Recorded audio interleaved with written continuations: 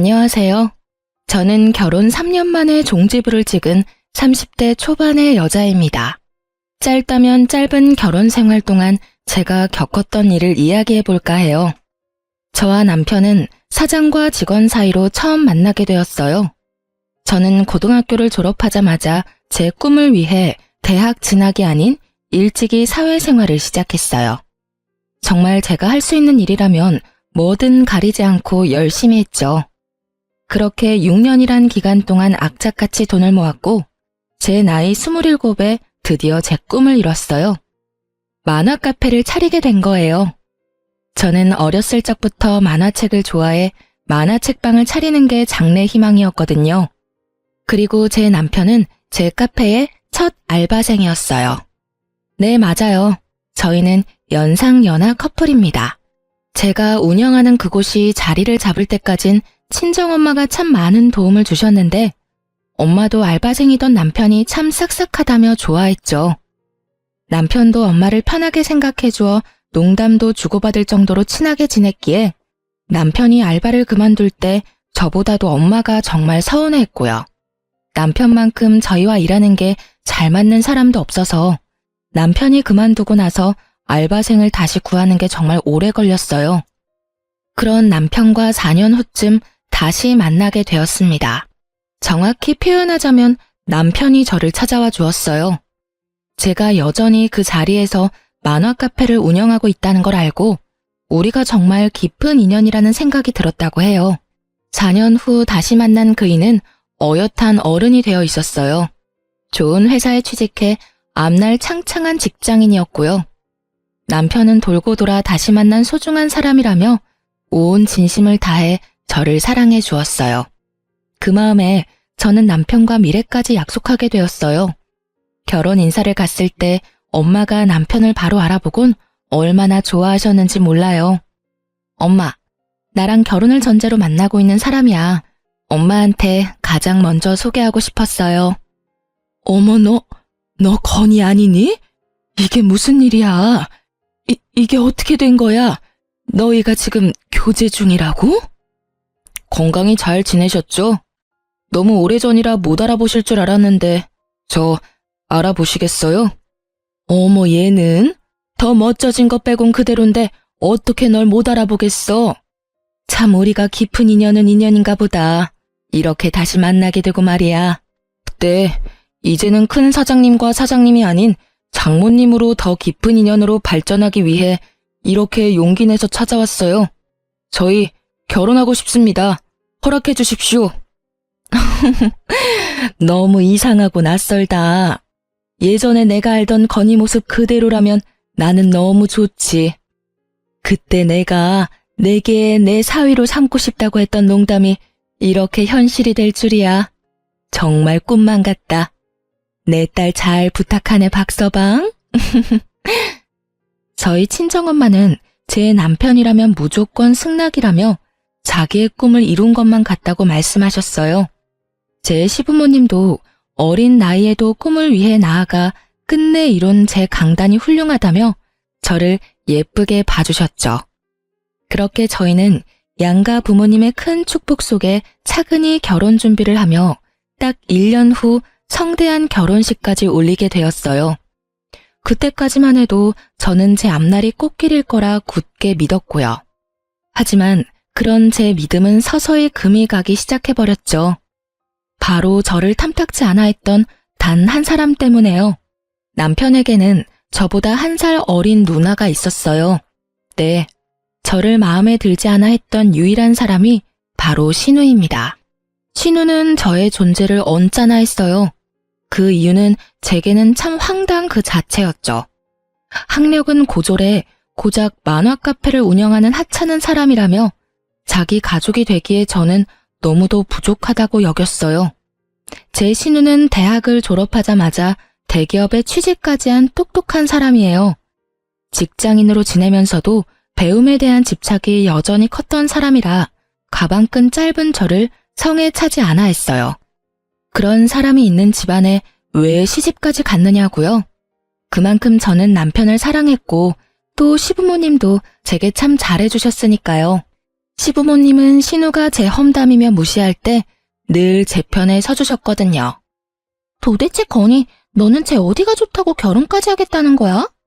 우리보다 한참 부족한 저런 애가 시집을 오면 집안 망신인 거 몰라? 대학 문턱도 못 밟은 데다 다른 것도 아니고 만화 카페? 진짜 허접하다 못해 볼품없잖아. 난 정말 이 결혼 싫어. 반대라고. 어허, 예비 며느리 앞에서 예의를 갖춰라. 아무리 철이 안 들었다지만 나이값도 못하고 사람을 단면만 보고 판단하는 것만큼 어리석은 짓도 없다. 매사에 깊이 생각하고 경솔한 언행은 삼가해라. 다른 면에서는 너보다 훌륭한 점이 많은 아이란 걸 왜 몰라? 아빠, 무슨 그런 망발을 해. 내 어디가 어때서 저런 뭐 하나 잘난 것 없는 저 애랑 비교하느냔 말이야. 내가 보기엔 나 빼고 여기 있는 모든 사람이 다 어리석다고. 누나, 말 조심해. 나랑 미래를 약속한 사람이야. 지금처럼 무시하는 태도 더는 못 참아. 자기 꿈을 위해 포기할 줄 알고 또 명확히 선택할 줄 아는 멋진 사람이야. 누나나 나처럼 부모 그늘에서 더 쉽게 모든 것을 얻은 우리와는 비교도 안 될 만큼 현명한 사람이라고. 저는 제 가치를 분명히 알아봐주는 남편과 시부에게 감사했어요. 이런 가족이라면 신우의 미움쯤이야 감내할 수 있을 거라 생각했고요. 저는 제게 마음 써주는 시부모님이 좋았고 그래서 자주 함께하며 예쁨 받기 위해 더 노력했어요. 시댁에서 예쁨을 받는다면 모든 며느리가 걱정하는 고부 갈등쯤은 잘 극복하며 정말 딸처럼 시댁 사랑받으며 지낼 수 있을 테니까요. 하지만 여러 차례 시부모님께 쓴소리를 들은 신우는 변함없었어요. 이미 저를 색안경 끼고 바라보았기 때문에 제 노력을 무시하고 저더러 시부모까지 꼬여낸 불려우라고 했거든요. 태생이 꼬리치는 팔자를 타고 나서 똑똑한 신랑을 꼬셔낸 것도 모자라 시부모님까지 꿰어내려 아양을 떨어댄다고 저를 너무 싫어하더라고요. 오죽하면 한참 결혼 준비에 눈코 뜰 새 없이 바쁜 날들을 보내고 있을 때 시댁 식구들 모르게 제게 찾아와서는 못나게도 굴었어요. 나보다 나이 조금 더 먹었다고 가르치려 들지 말고 잘 들어. 더는 눈꼴 셔서 못 보겠으니까 이만큼 우리 가족 기만하면서 재미 봤으면 어쩌지 못할 관계까지 가기 전에 그만 내 동생이랑 헤어져. 내 동생이랑 결혼해서 기구한 팔자 펴볼 생각인 거 누가 모를 줄 알아? 저는 어머님과 아버님을 기만한 적이 없어요. 형님, 그리고 건희 씨와 헤어질 마음도 없고요. 모두 좋은 분들이라는 걸 너무 잘 알아요. 물론 형님도 좋은 분일 거라고 생각해요. 저의 어떤 부분이 마음에 들지 않는지 잘 알아요. 제가 꿈을 위해 했던 선택들이 오답이라고 여기시는 거죠. 하지만 꼭 대학을 나와야지만 인성이 갖춰지는 건 아니잖아요. 제 학력과 직업만으로 판단 마시고 저라는 사람을 좀 찬찬히 봐주세요. 네가 뭔데 내가 좋은 사람이고 아니고를 판단해. 머리도 멍청한 게. 아는 척하고 싶은 거 누가 모를 줄 알아? 잔말 말고 내가 좋은 말로 할 때 파혼해. 개망신 당하고 싶은 거 아니면 내가 시키는 대로 하는 게 좋을 거야. 물론 이 이야기가 우리 가족 귀에 들어갔다간 넌 내 손의 끝인 줄 알아. 내 동생이 현명한 사람이라니까 얼마나 현명한지 헤어짐으로 증명하라고. 아니요, 지금 분명히 말씀드릴게요. 저는 형님으로 인해 파혼할 생각은 없어요. 형님이 뭐라고 말씀하시든 제게는 안 통한다는 말이에요. 아직 저를 받아들일 준비가 안 되셨다는 거 명확히 알았으니 제가 앞으로 형님께 더 좋은 모습 보이도록 노력할게요. 그러다 보면 형님도 제 있는 그대로를 봐주실 날이 올 거라고 믿어요. 진짜 말이 안 통하는 인간이네. 내 동생한테 기생할 생각 말고 너 갈 길 가라니까. 동네 만화방이나 하는 게 뭐 잘났다고 우리 집안 사람이 되겠대. 지금 네가 운영하는 카페 문 닫고 싶어? 어? 동네 장사가 얼마나 우스운 건지 네가 몸소 체험을 해봐야 정신 차릴래? 형님, 저더러 너너거리면서 말하는 건 조심해주세요. 제가 나이도 더 많은데. 이렇게 존댓말까지 써가며 존중하는 이유도 가족들 사이니까 좋은 마음으로 대하기 위해서거든요.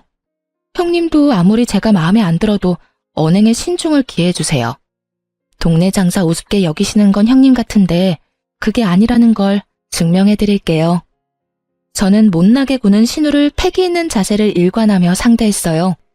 남편도 그리고 시댁 식구 그 누구도 모르는 제 카페의 매출까지 보여주며 배움이 좀 짧다고 무시해도 되는 건 아니라는 걸 증명했죠. 어줍잖게 자신이 잘 나간다 생각하는 신우의 기세를 누를 만한 무기로는 충분하다고 생각했거든요.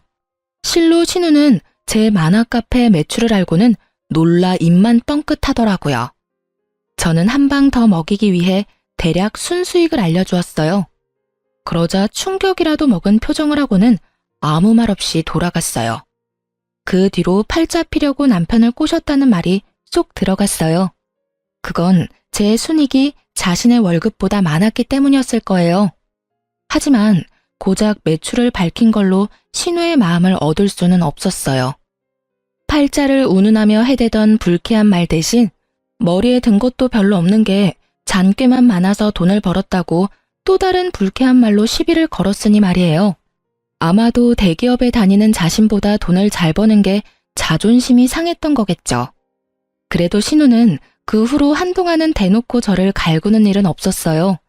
파혼에 관한 이야기도 더는 거론하지 않았고요. 하지만 그렇게 잠자코 있는 동안 저를 어떻게 괴롭혀야 속이 시원할지 머리를 굴리고 있었다는 걸 결혼식 날이 되고서야 알게 되었네요. 낯설게도 예식 당일 한참 이른 시간임에도 신우는 일찍이 찾아와 정말 해사한 표정으로 결혼 축하한다며 저를 안아주기까지 하는 거예요. 저는 그런 신우의 모습이 매우 낯설었지만 다른 의심의 여지는 없었어요. 이미 결혼식 당일이고 저를 무시하긴 했지만 전보다 심하지도 않았거든요. 그저 이미 엎어진 물 받아들이기로 했나 보다 하고 생각했어요. 그런데 그건 그저 제 순수한 생각일 뿐이었다는 걸 결혼식이 시작한 후에야 알게 되었어요. 신우가 제게 축하 인사를 하며 살짝 안아줄 때 손에 쥐고 있던 차키를 제가 입고 있던 드레스 위로 떨궜어요. 당연히 그 차키를 줍기 위해 신우는 잠깐 몸을 숙였고요. 저는 이 행동을 대수롭지 않게 여겼지만 이 행동이 저를 참 난감하게 만든 문제의 행동이었어요. 예식이 시작되고 신부 입장을 하는 순서에 난감한 일이 벌어진 거죠. 바로 제 드레스 밑단이 갈기갈기 찢어져 있었다는 겁니다. 하는 수 없이 저는 그 찢어진 드레스를 입고 결혼식을 진행해야 했어요. 가장 행복해야 할 그날 제 기분은 엉망진창이 되어버린 거예요. 그 흉한 드레스를 입고 사진 촬영까지 해야 했으니 멀쩡할 리 없잖아요. 모두가 수군거리는 하객석, 통쾌한 표정으로 웃고 있던 신우를 보니 속에서 화가 치미는 걸 숨길 수 없더라고요. 저는 예식이 끝나자마자 곧장 신우에게 찾아가 참고 있던 화를 터뜨렸어요. 이게 도대체 뭐 하는 짓이에요? 어떻게 다른 날도 아니고 결혼식을 이렇게 망칠 수 있냔 말이야. 아무리 내가 마음에 안 들어도 그렇지 어떤 생각을 가졌으면 이런 일을 저질러요? 형님이 다 물어내요. 당신이 찢어버린 드레스도 다 망쳐버린 결혼식도 전부 다 물어내. 내가 왜 그래야 하는데? 그러게, 내가 가족들 몰래 찾아가서 파혼하라고 했을 때 군말 없이 시키는 대로 했으면 좋았잖아. 그랬으면 이런 일을 내가 버릴 필요도 없었을 거 아냐. 이제 빼도 박도 못하게 가족이 되어버렸으니 그걸 문제 삼기보단 퍼포먼스나 해프닝 정도로 생각하고 넘기면 그만 아닌가? 그럼 앞으로 잘해보자고 옳게. 뭐? 퍼포먼스나 해프닝? 당신 결혼식에 이런 일을 당했다고 생각해봐. 이게 당신이 말하는 것처럼 가볍게 넘길 수 있는 건 줄 알아? 아무리 가족들 사람이 마음에 들지 않는다고 해도 이런 일까지 벌일 만큼 수준 이하인 줄은 꿈에도 몰랐네. 그런 머리로 어떻게 대기업에 갔는지 놀랍고 신기할 따름이라고. 지금 아랫사람 주제에 뭐라고 망발을 해대는 거야? 수준 이하? 너 미쳤니? 감히 니까짓게 수준을 운운하며 날 무시해? 너 지금 말 다 했어? 어? 아니, 아직 하고 싶은 말은 차고 넘치지. 하지만 무식한 당신이랑 더 말 섞어봤자 뭐가 달라진다고. 오늘 당신이 저지른 이 만행, 뒷일까지 생각하고 저지른 거지? 겁도 없이 감히 이런 행동을 잘도 버렸으니 각오하는 게 좋을 거야. 저급한 내게 딱 맞는 짓이었는데 내가 각오할 게 뭐 있어. 그리고 윗사람한테 버르장머리 없게 말을 놔? 무식한 건 내가 아니라 너네. 못 빼어먹은 티 작작내. 나는 너랑 친구 먹을 생각 없어. 깍듯이 형님 대우하라고. 알겠어? 저는 신우가 한 이 말도 안 되는 행동을 곧장 시댁 식구에게 알렸어요. 그날 시부모님은 신우의 등짝을 연신 두들겼고 눈 똑바로 뜬 채로 저를 노려보는 신우를 대신해서 시모와 시부가 저에게 고개까지 숙여 사과했어요. 그런 시부모님의 모습에 신우는 제가 뭐라고 그렇게까지 사과를 하느냐며 성을 냈지만 시부모님은 그런 신우를 더욱 나무랐어요. 남편도 자기 누나가 모자라도 한참 모자라다며 행복해야 할 날 이런 사고가 생겨 미안하다고 하더라고요.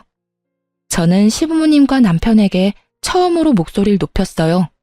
다시는 신우로 인한 피해를 입는 일은 없게 해달라고 당부했어요. 제 말에 시모가 나서서 앞으로는 신우와 마주칠 구실은 절대 만들지 않겠다며 약속했어요. 저는 이 문제로 시부모님을 더 난처하게 만들고 싶지는 않아 시부모님에게는 돌아가겠다 가볍게 인사만 한 뒤 시댁을 빠져나왔어요. 그날 이후 한동안은 시부모님은 제 눈치를 살폈어요. 그건 그것대로 참 마음이 불편하더라고요. 그리고 가족 사이인데 시댁에서 지내는 신우를 전혀 마주치지 않은 채 지낼 수 있겠어요? 결혼 초에는 신우와 제가 만나는 접점이 없도록 신경 써주긴 했지만 그것도 얼마 가지 못했어요. 대명절이나 시댁이 치르는 제사 때 며느리인 제가 매번 빠질 수는 없는 노릇이니까요. 신우는 그런 일을 버리고도 여전히 당당한지 저와 마주칠 때마다 꼭 저더러 이렇게 말했어요. 처음 몇 번은 저도 큰 내색하지 않았지만 날이 갈수록 서운함은 쌓이고 속상해서 나중에는 따지게 되더라고요. 적당히 가족 행세하고 그만 내 동생과 갈라서는 게 어때? 너 하나 때문에 우리 식구가 다 불편한 거 안 보이냐고. 불려울을 이렇게 마주하고 있으려니까 불쾌하고 소름 끼쳐서 마음 편히 집에 있을 수가 없네 진짜. 도대체 꾸준히 제게 왜 그러시는 거예요? 제 어디가 그렇게 마음에 안 들어서 사람을 그렇게 못 잡아먹어 안달인데요. 이제 가족까지 된 마당에 이렇게까지 일관되게 저를 배척하는 이유가 뭐냐고요. 그걸 몰라서 물어? 이래서 가방끈 짧은 것들은 말이 안 통해. 나는 가족으로 받아들인 적도 없는데 우리가 무슨 가족이야? 나는 너처럼 저급한 애랑 가족될 생각이 전혀 없어. 결혼했든 안 했든 넌 그저 내겐 외지인이고 우리 가족 꼬여낸 여우일 뿐이라고. 그런 저급한 것이 내 집에 마음대로 들락거리는데 기분 좋을 사람이 어딨어? 안 그래? 제발 그만 좀 해요. 이렇게 매번 형님과 언쟁하는 것도 이제 지친다고요. 제가 형님이랑 결혼했어요? 네? 형님이 여전히 반대하는 마음이라고 해도 의미 없다는 거 아시잖아요. 제가 도대체 뭘 그리 잘못했다고 이리 지독하게 절 미워하시는 건데요. 시부모님과 남편에게 최선을 다하고 있는 제게 왜 이러세요, 정말. 누가 내 가족들한테 잘하라고 시켰어? 네가 하고 싶어서 하는 거면서 왜 나한테 언성을 높여? 그런 거 안 해도 된다니까? 그냥 우리 집에서 좀 사라져 주라고. 네 갈 길과 우리 가족의 갈 길은 다르다고. 네가 사는 그 싸구려 삶에 내 가족들까지 넣지 마. 그게 난 불쾌하다고. 네 존재가 내겐 그저 끔찍한 암덩어리 같다고. 말 가려서 하세요. 제가 읽어온 모든 걸 싸구려 취급하지 마시라고요. 형님께서 저에 대해 뭘 얼마나 잘한다고 그렇게 치부하시는 건데요. 지금의 저는 제 모든 노력의 결실이 되어 만들어진 모습이에요. 형님과 다른 길을 걸었다고 제가 그런 취급을 받아도 되는 게 아니라고요. 네 노력이 얼마나 하찮은지 보여주는 거네 그럼. 넌 죽었다 깨어나도 내 가족이 될 수 없어. 그러니 제발 좀 내 눈앞에서 사라져줘. 아니, 우리 가족 앞에서 없는 사람이 되어줘. 널 이렇게 마주하는 순간순간 우라가 치밀어 미치겠다니까. 결국 저와 신우는 긴 말다툼으로 번졌고 그날 이후 저는 시댁에 찾아가지 않았어요. 제가 아무리 노력한들 달라지는 건 없다고 느꼈거든요. 시부모님도 시댁에 들르지 않는 저를 이해하는 듯 했어요. 자기들의 딸이 며느리인 저를 매몰차게 밀어내니 어쩔 도리가 없었겠죠.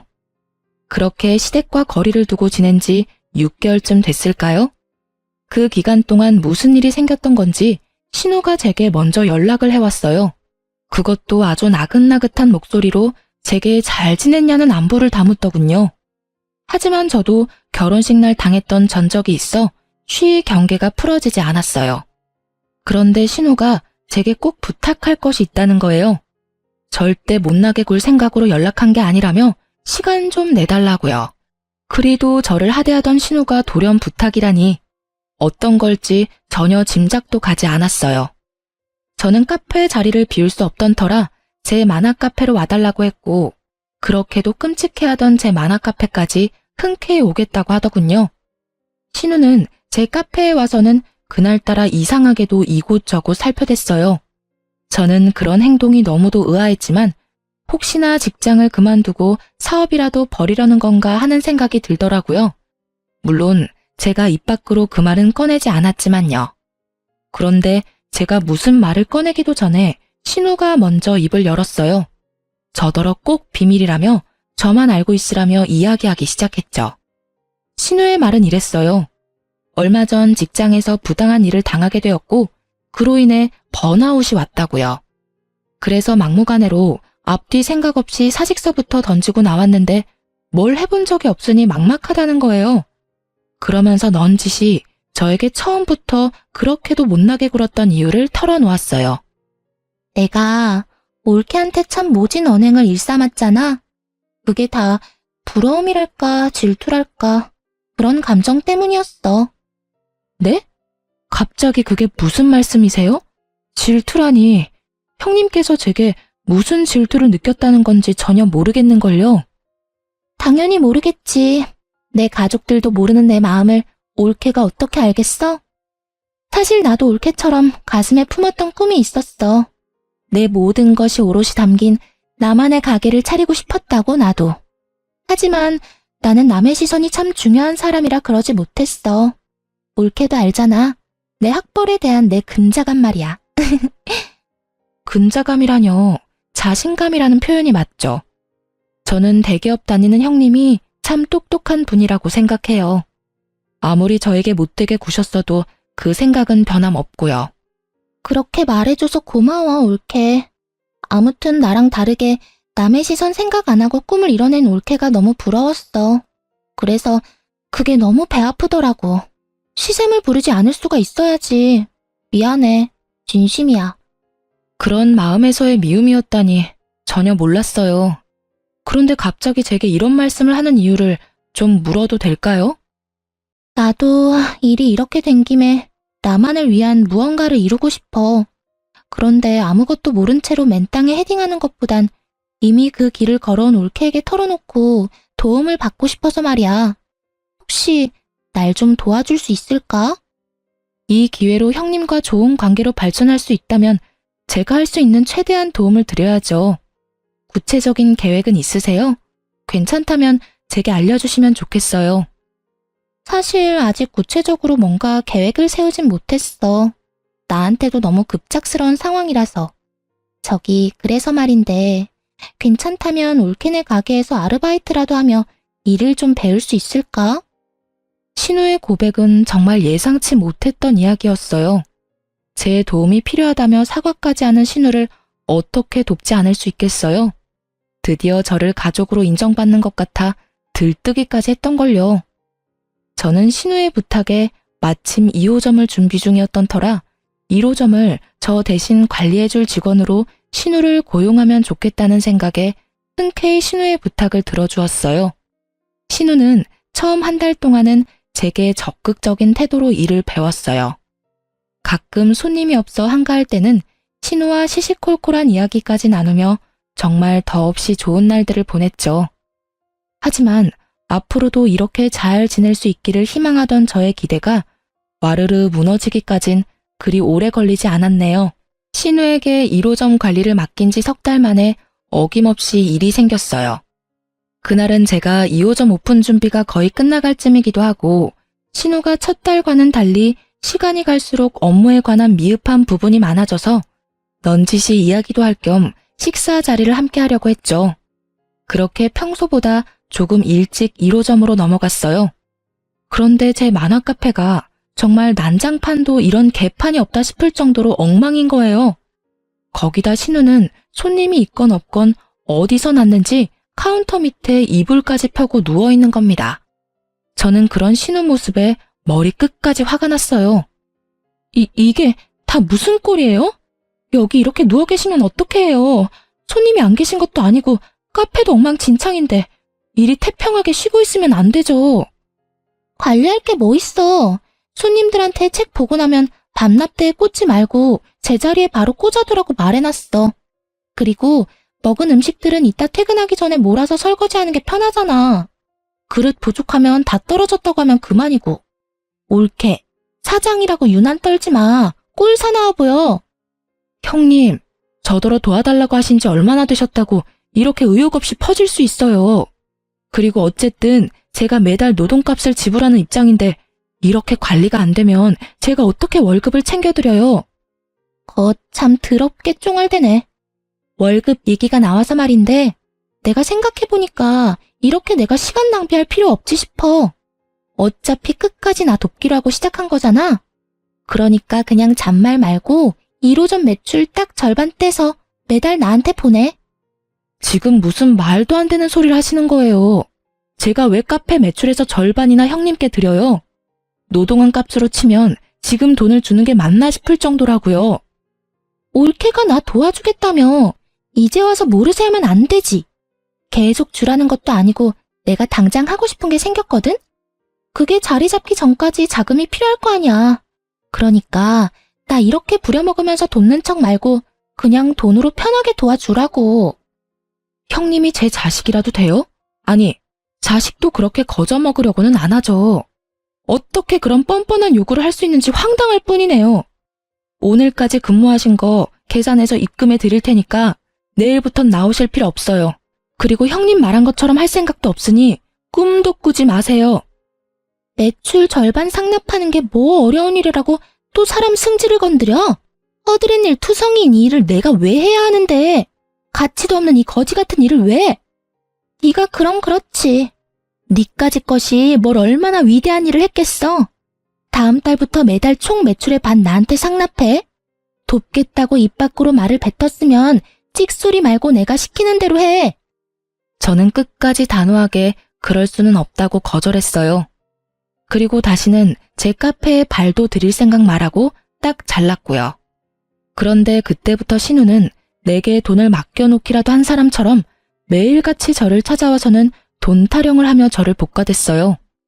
정말 이렇게까지 더럽게 얽힌 인연이 있을까 싶을 정도로 징글징글 하더라고요. 돈 타령만 했으면 나았을까요? 신우는 나중에는 제게 말이 안 통한다며 매출의 절반을 떼서 보내지 않으면 제 만화 카페를 당장이라도 문 닫게 만들어버리겠다며 협박까지 일삼았어요. 그리고 형님이 제 카페에서 잘린 지 딱 한 달 되던 날, 저는 당연히 상납하지 않았고 신우가 또 찾아왔어요. 제 카페에 들어와서는 책꽂이에 꽂혀있던 책을 모두 끄집어내고 인기 있는 책들은 다 찢어버리고 가게의 모든 물건을 파손해댔어요. 폐악질도 이런 폐악질이 없다고 느낄 정도로 그 짧은 시간에 카페 내부를 난장판으로 만들더라고요. 힘이 어찌나 센지 아무리 뜯어 말려도 말려지지도 않았고요. 어쩌다 이런 일까지 겪게 된 걸까요? 제 꿈을, 제 모든 걸 신우는 그렇게 짓밟았습니다. 저는 통제되지 않는 신우를 신고했어요.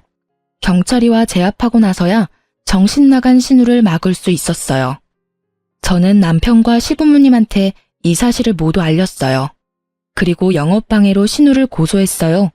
시댁 식구들은 제게 결혼식 때 있었던 사건처럼 사과하며 천처해달라고 하더군요. 시모는 자기가 전부 변상할 테니까 가족끼리 일 크게 만들지 말라는 말까지 했고요.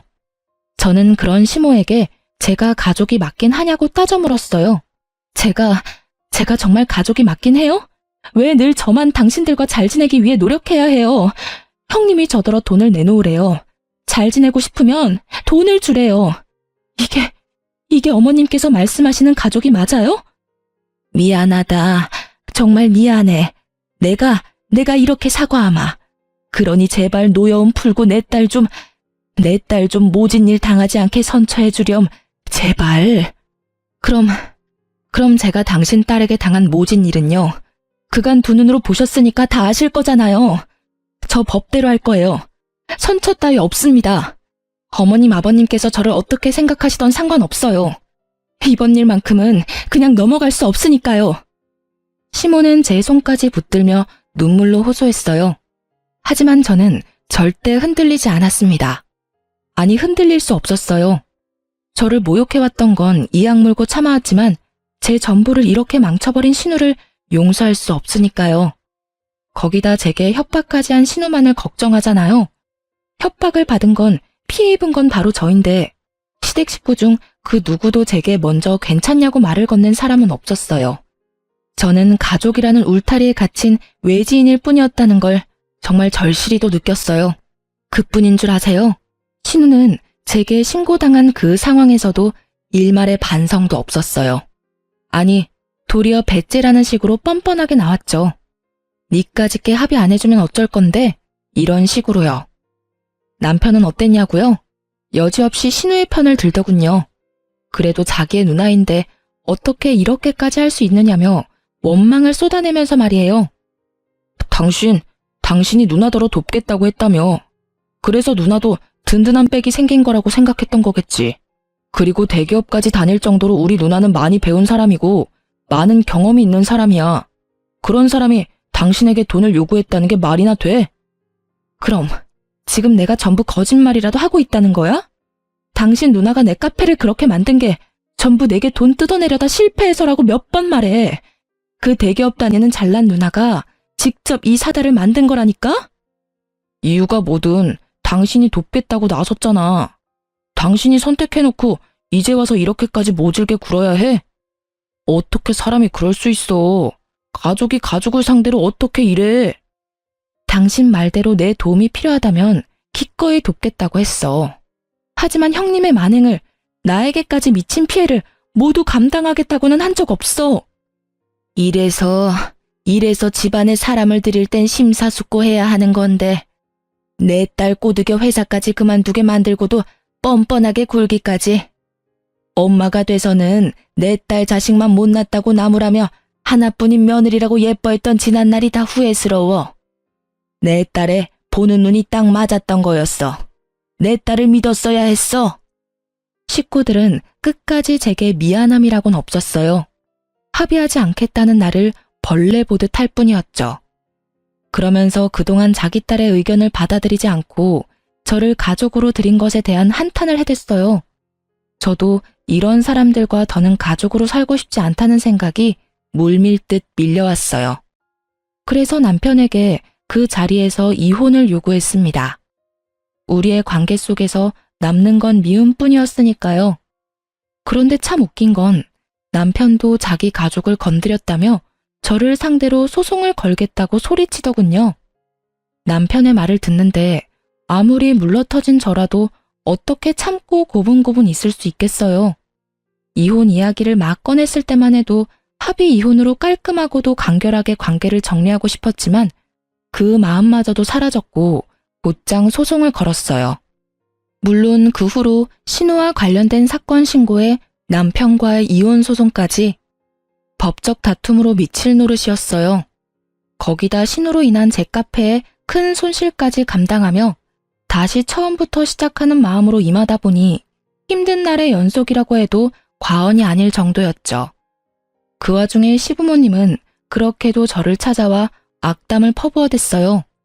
시부는 저더러 만화 가게나 하는 못 배운 것이라며 신우와 똑같은 말로 저를 무시해댔고 시모는 저더러 야살스럽다는 말까지 하더군요. 이제야 결혼 전 저에게 강단 있다는 말을 했던 시부모의 본심을 알게 되었어요. 가방끈 짧아도 사업 능력이 좋은 것 같아 나중에 큰 쓸모가 있겠거니 했더니 우리 뒤통수를 칠 줄이야. 예쁘다 하며 지내주니까 진짜 네가 뭐라도 된 것 같았냐? 정말 생각하면 할수록 우라가 치밀어. 알아? 제발 저 좀 찾아오지 마세요. 진절머리가 나서 미치겠다고요.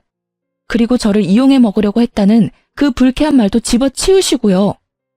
이렇게 되바라진 애라는 걸 진작 알았더라면 내가 고분고분하게 결혼 승낙을 하진 않았을 거야. 모든 게 제 탓인 것처럼 그렇게 말씀하지 마세요. 어머님, 아버님께서 자식 교육을 그따위로 시켜서 이런 상황에까지 이르게 된 거잖아요. 그러니까 제발 저 좀 내버려 두세요. 이혼 소송 중에 적당히 좀 하시란 말이에요. 그래, 네가 이제야 본 모습을 보이는구나. 이 악독한 것. 내가 이런 네 두 얼굴에 속았어. 참한 모습으로 평생 우리 가족 뒷받침이나 되어주었으면 좋았을 텐데 이게 무슨 날벼락이냔 말이야. 그 배려심 깊던 시모는 더는 찾을 수 없었어요. 아니, 그동안 속내를 숨기고 연기를 잘해오던 시모가 없어진 거죠. 신우가 저를 이용해 자신의 살해 사욕을 채우려던 것처럼 그 엄마의 그 딸이라고 시모도 다른 방향으로 신우와 같은 마음을 가지고 있다는 걸 제대로 느꼈네요. 저는 시모의 본심을 알게 된 후 신우와의 사건을 더욱 악착같이 독한 마음으로 물고 늘어졌어요. 결국 남편과의 이혼 소송에도 신우와의 문제가 큰 역할을 해주어 승소할 수 있었어요. 그러니 위기의식이 좀 들었는지 그제야 저를 탓하던 남편이 찾아와서 이혼 승소도 했으니 신우 일은 그만 멈춰달라며 원하는 것은 뭐든 다 들어주겠다고 하더군요. 하지만 남편이 간과한 것은 바로 시모의 본심을 제가 알고 있다는 거였죠. 진심으로 반성한 척 날 회유하려 들지 말고 정당한 죗값을 다 받으라고 말했어요. 비양심적으로 죗값을 피하려 들지도 말라고 합의 제안을 딱 잘라 거절했죠. 그리고 얼마 뒤 신우와의 문제도 끝이 났어요. 자기가 처신한 행동에 대한 죗값을 받게 되었죠. 제게는 정말 통쾌한 결과가 아닐 수 없었어요. 하지만 이 결과로 인해 제 사업이 정말 휘청할 정도로 힘든 상황에 직면해야 했습니다. 시댁이 아마도 제게 복수할 마음을 제대로 먹었던 것 같더라고요. 무슨 말이냐고요?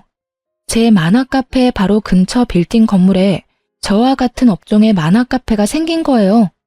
크지 않은 동네에 이렇게 꼭 붙어 있는 것도 매출에 영향을 주는데 그곳이 제 카페를 콕 집어 옆 만화 카페보다 저렴한 곳이라고 홍보까지 해대는 통에 정말 오랜 단골 손님이 아니고는 저희 카페에 걸음하는 손님들이 확 줄어버린 거죠. 그런데 알고 보니 그 만화 카페의 사장이 다름 아닌 이전 시모였고 그곳에서 관리하는 사람은 바로 이전 신우였어요. 저는 그 사실을 알고는 그 만화 카페에 가서 난리를 쳤어요. 이 상도덕도 없는 인간들아. 버젓이 내 카페가 있다는 걸 알면서도 근거리에 같은 업종으로 선택해서 가게를 차려? 어떻게 끝까지 나를 이리도 괴롭힐 수 있어? 상도덕? 네가 상도덕 운운할 상황은 아니지 않나? 네가 말하는 상도덕은 네가 먼저 안 지켰지. 그게 뭔 줄도 모르는 사람처럼 처신했잖아. 내가 언제? 결혼하기 전부터 이혼한 후까지 이렇게 나를 복가대며 괴롭히는 이유가 뭐야? 도대체 당신들 나한테 왜 이렇게까지 하는 거냐고. 그러게. 내 동생이랑도 헤어질 거면 좋게 합의하고 알아서 정리했으면 좋았잖아. 가족을 상대로 콩밥 먹일 작정을 했던 것부터가 넌 상도덕에 어긋난 인간 말종이라는 거야. 내 딸 말이 맞다. 네가 먼저 우리를 우습게 여겼잖냐? 그러게 잠자코 있었으면 이런 꼴을 안 당했겠지. 아들과의 이혼은 부부의 문제니 그렇다 쳐도 내 딸의 문제는 전혀 다르니까 말이야. 이게 다 네가 자초해서 생긴 일이니 어디 한번 감당해 보렴. 저는 여전히 저에 대한 앙금이 남아있는 두 사람의 난잡한 대응이 너무도 기가 차고 황당했어요. 여전히 저를 탓하고 있는 이 인간들에게 당한 것에 대한 바른 대처를 했을 뿐이라고 말했어요. 하지만 그런 제 말에 이죽거리며 웃더니 저더러 온 식구를 범죄자 취급하는 쓰레기라며 그런 저는 돈 한 푼 벌어가면 안 된다며 어디 한번 누가 이기나 한번 해보자는 거예요. 저는 몇 날 며칠을 머리를 감싸주며 고민했어요.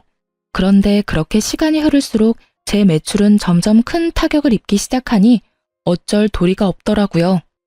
하지만 세상의 이치는 변함이 없다는 걸 시간이 조금 더 지나고서야 다시금 깨닫게 되었어요.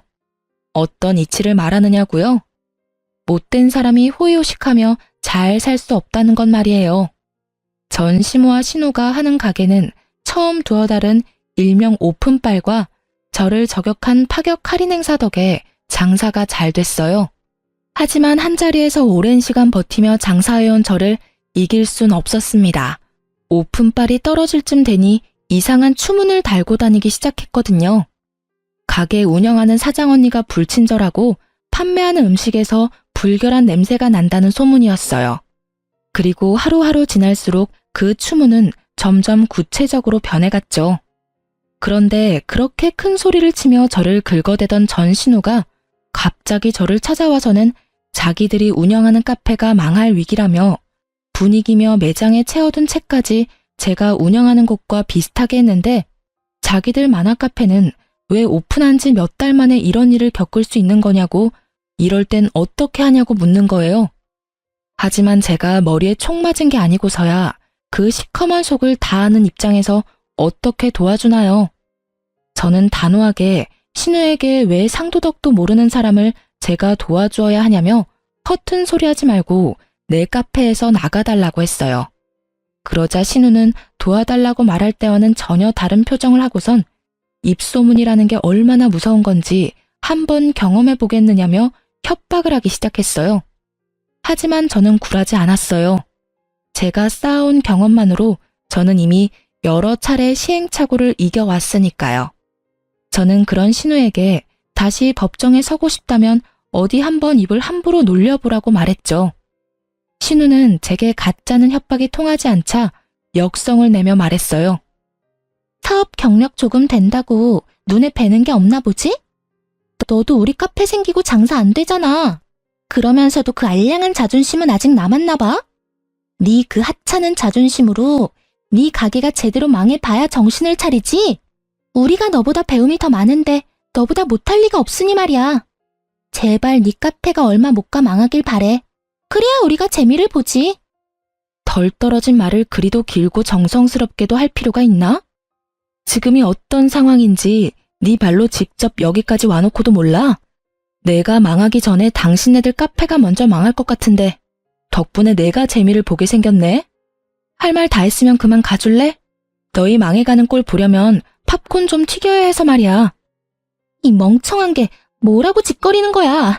너 두고 봐. 내가 가만히 두나 보라고. 네가 언제까지 이렇게 큰 소리나 칠 수 있을지 말이야. 두고 볼 것도 없는 게 까불지 마. 그리고 이제 우리 완전 남남인데 예의 좀 갖춰. 나이 차이도 나는 윗사람한테 눈 그만 부라리고. 제 말에 씩씩대며 돌아갔어요. 그리고 그로부터 한 달 뒤 두 사람은 제게와 무릎을 꿇었습니다. 알고 보니 전시모와 신우가 차린 만화 카페는 전 남편과 전시부 몰래 운영하기 시작한 거더라고요. 가진 비상금이 없던 상태에서 집안 남자들 몰래 대출까지 받아서 차렸던 거였어요.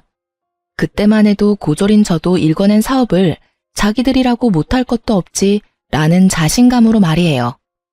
오픈빨이 뭔지도 모르고 초반에 장사가 꽤 된다고 생각했던 오만함에 개버릇 남 못 준다고 제 가게에서 신우가 행동했던 것처럼 자기들의 카페에서도 그 행실 그대로 했던 거죠. 그로 인해 매장 관리가 되지 않는 것에 대한 소문이 일파만파로 퍼지게 된 거고요.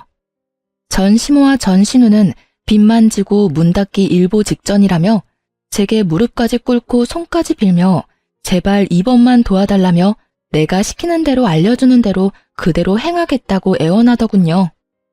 아가, 우리가 남이 되긴 했지만 그래도 예정이 있잖니. 내가 널 좀 예뻐했니? 내 딸보다도 더 아꼈잖아. 그러니 제발 우리에게 작은 도움이라도 좀 줄 수 없을까? 빚더미에 앉은 채 집에서 쫓겨날 순 없잖니, 응? 그래, 옳게. 우리가 그간 못되게 군 건 우리가 너무 옹졸했어. 이렇게 자존심 다 내려놓고 사과할게. 여전히 마음에 담아두고 있는 것 있다면 다 말해. 오늘 이 자리를 빌어 전부 사죄할게. 그러니 제발 엄마 말처럼 예정을 핑계 삼아 조금만 힘 좀 보태주면 안 될까? 제가 왜요? 내가 왜? 우리가 예정이라고 해봤자 뭐 얼마나 있다고. 고작 결혼 생활 몇 년 했다고 그게 다 정이 붙진 않던데? 예, 미운 정도 정이라면 정인데 그렇게 매몰차게 굴지 말아주렴. 나도 내 딸도 이렇게 비마. 제발 우리 좀 한 번만 살려주렴. 미운 정은 정이 아니죠. 원망이고 미움이지. 전에는 늘 제게 매몰차게 구시던 분들이 아쉬울 땐 더없이 나긋하게 구니까 혼란스럽네. 막말로 제게는 그곳이 망하는 게 더 좋은걸요? 오픈할 때 제 카페를 저격하는 글로 손님까지 뺏어가 놓고 이제와 이렇게 염치 없이 구는 거 정말 별로거든요. 다시는 이런 부탁한다고 찾아와서 마음대로 무릎 꿇고 그러지 마세요. 남보다 못한 사이끼리 도와달라는 말 자체가 무례한 거니깐요. 도울 가치도 없는 전시모아 신우를 카페에서 내쫓았어요. 그 후로 정말 얼마 못 가 전시모아 신우가 운영하던 만화 카페는 폐업하고 말았습니다. 그렇게 첫 사업을 망한 전시모아 신우는 제가 도움만 줬더라면 다시 일어설 수 있었다며 또다시 저를 원망하며 몇 번이나 더 찾아와 해코지를 했어요. 하지만 저는 끄떡도 하지 않았죠. 한 번만 더 내 카페를 찾아와 행패를 부린다면 시부에게 모든 사실을 말하겠다며 엄포를 놓았어요. 월세도 감당 못할 정도로 쫄딱 망해서 초기 자금도 제대로 회수하지 못한 채 빚만 남은 상태라는 걸 알고 있다고 말이죠. 이후로는 더 이상 행패를 부리러 찾아오진 않았어요. 그 후로 1년이 지난 지금까지도요. 저는 그 힘든 시기를 거치면서도 정말 열심히 살았어요. 그 덕에 2호점까지 안정적이게 자리를 잡아가고 있는 중이랍니다. 직원까지 고용해 전보다 편하게 일하고 있거든요. 많지 않은 나이에 이혼 딱지를 달고 살아가는 건 썩 유쾌하지는 않지만 그렇다고 제 이혼을 후회하지도 않아요. 이혼이라는 제도를 택한 건 제가 했던 수많은 선택 중에 손에 꼽을 만큼 잘한 선택이라고 여기니까요. 지금은 제가 좋아하는 걸 직업으로 삼고 또 이걸 이만큼 성공적으로 이뤘다는 것이 그저 자랑스러울 뿐이며 앞으로의 제 미래가 기대되거든요. 이제 제 곁에 남아있는 사람이 선하고 좋은 사람들만 남았다는 사실이 저에겐 큰 힘이 되거든요. 그 사람들에게만 오롯이 베풀며 살아가면 된다는 것이 더할 나위 없이 마음 편한 일이에요. 제 부모님께서는 짧은 결혼 생활을 끝마치고 다시 싱글이 된 저를 처음엔 많이 안타까워하셨어요. 하지만 제 선택을 인정해 주셨고 열심히 살아가고 있는 제 모습을 보며 늘 흐뭇해 하시네요. 아직도 저는 청춘이기에 앞으로도 많은 선택의 기로에 놓이겠죠.